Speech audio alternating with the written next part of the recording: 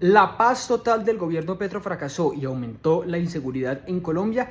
Vamos a mirarlo únicamente con cifras. Les voy a dar 9 indicadores para que comparemos lo que ha pasado en los gobiernos de Duque y de Petro, que son cifras oficiales del Ministerio de Defensa, para que ustedes saquen sus propias conclusiones. Pero antes un recorderis rápido. La paz total es esa apuesta ambiciosa del gobierno del presidente Petro por firmar la paz con diferentes grupos armados ilegales que hay en Colombia a través de varias vías: la negociación política o el sometimiento a la justicia. Y ahí están incluidos guerrillas legendarias como el ELN, neoparamilitares como el Clan del Golfo, disidentes de las FARC que no se acogieron al acuerdo de paz de 2016 e incluso bandas criminales de zonas vulnerables como Buenaventura y Quibdó. Y volvemos a hablar de si fracasó o no la paz total en el país y si ha aumentado la seguridad en Colombia por cuenta de esta apuesta del gobierno, por cuenta de una entrevista que dio una jefe guerrillera del ELN diciendo que la paz total definitivamente fracasó en el país, lo que le ha servido de insumo a la derecha para alimentar ese discurso de que en el país se necesita nuevamente mano dura y la seguridad que ellos venden.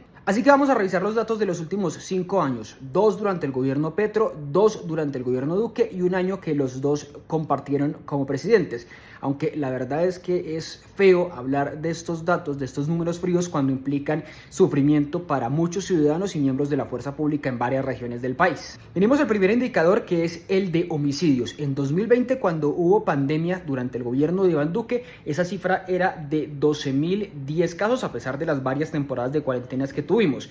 El último año de Duque esa cifra se disparó hasta 13.686 casos y desde entonces con Petro ha venido bajando, pero muy levemente, hasta los 13.357 casos reportados en el 2024. Así que en números totales, la comparación de ambos, con Duque el total fue de 25.696 homicidios y con Petro 26.912 homicidios. Miremos el segundo indicador. Con Duque los casos llegaron hasta 96 en el 2021 y 338 víctimas. En 2022 y 2023 se mantuvieron más o menos igual, pero el año pasado hubo una reducción importante con 76 casos. Así que en el comparativo con este segundo indicador, con Duque se registraron 187 casos y 719 víctimas, y con Petro ese balance es de 169 casos y 567 víctimas. Ahora vamos a mirar el crecimiento de grupos armados ilegales en el país, el tercer indicador, que no ha parado de crecer en Colombia desde 2018, cuando Duque llegó al poder con esa promesa de su partido político de hacer trizas el acuerdo de paz firmado por el presidente Santos en el 2016, y ahí están las consecuencias. Miren, con Duque las disidencias de las FARC crecieron un 39%, el ELN un 19% y el Clan del Golfo incrementó sus operaciones y su cantidad de hombres en un 12%. Y ahora con Petro, las disidencias de las FARC, tanto la Segunda Marquetalia como los de Iván Mordisco, subieron en un 30% su número de hombres, el ELN en un 23% y el Clan del Golfo un 55%. Ahora vamos al cuarto indicador, que es el de secuestro. En 2020 con Duque esas cifras eran bajas, 162 casos. Bajaron solo un caso a 2021 con 161, y cuando llegó Petro al poder se dispararon en 2022 y en 2023, aunque en el último año bajaron considerablemente esos casos de secuestro en Colombia. Entonces, en números totales en este indicador de secuestro, con Duque 322 casos y con Petro 628.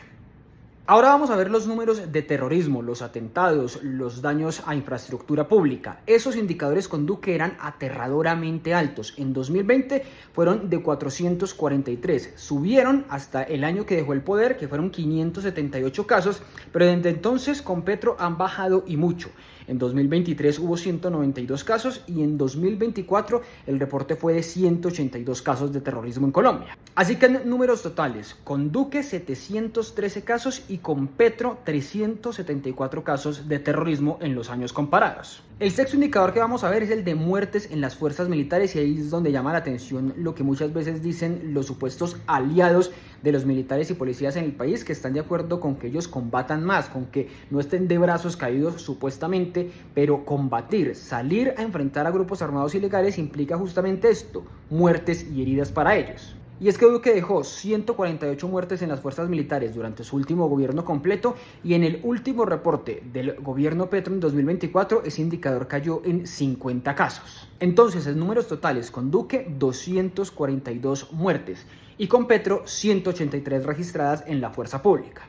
El séptimo indicador es el de heridos en las fuerzas militares, y esa cifra fue impresionantemente alta en 2021, que fue el último año completo de Duque en el poder, y desde ese año afortunadamente es un indicador que ha venido bajando constantemente. En estos años de comparación, durante el gobierno Duque se reportan 1.811 heridos y en el de Petro 868 heridos de la fuerza pública. El octavo indicador es el del sometimiento a la fuerza pública, es decir, cuando los miembros de estos grupos armados ilegales se entregan, y aquí las cifras son favorables que sean más altas. Y lo que dicen las cifras oficiales es que estos números han venido incrementando en los últimos años. Con Duque se quedó en 364 sometimientos al año y el año pasado con Petro fue de 615. Entonces, en la comparación que estamos haciendo, con Duque 398 sometimientos y con Petro 1.402 sometimientos a la justicia.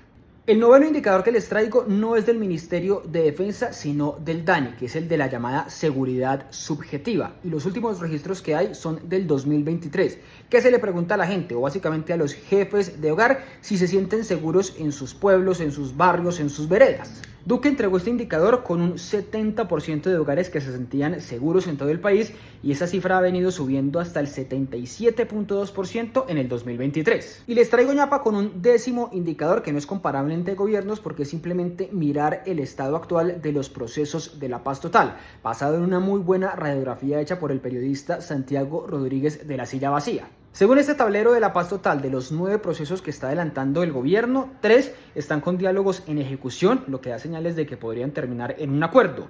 2 están en diálogos pero sin una ruta clara. Otros 2 están en fase exploratoria y otros 2 están calificados como que no están en nada concreto. Así que vamos a mirar los resultados finales. De los 9 indicadores que comparamos, en 6 resultan favorables los números para el gobierno Petro y en 3 resultan favorables para el gobierno de Iván Duque. Pero más allá de esta comparación, lo importante es saber qué va a pasar en el país, qué va a hacer Colombia el próximo año con un nuevo gobierno, si vamos a seguir insistiendo en las negociaciones de paz para lograr acuerdos o vamos a volver a la estrategia de la guerra total contra estos grupos armados ilegales. Así que les dejo estos datos para que los analicen, los compartan y los leo en los comentarios.